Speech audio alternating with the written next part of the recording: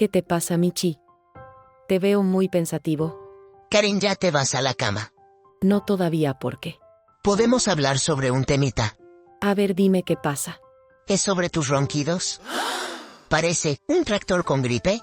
Oye, no es mi culpa. Tú duermes encima de mi cabeza o en mi cuello, y yo no te digo nada. Dormí donde hacía más calor. Mi supervivencia es prioridad. Tienes suerte de que no ronroneara en tu nariz. Y todavía lo dices tan tranquilo. Claro. Tú no tienes de qué quejarte si yo así te doy todo mi amor.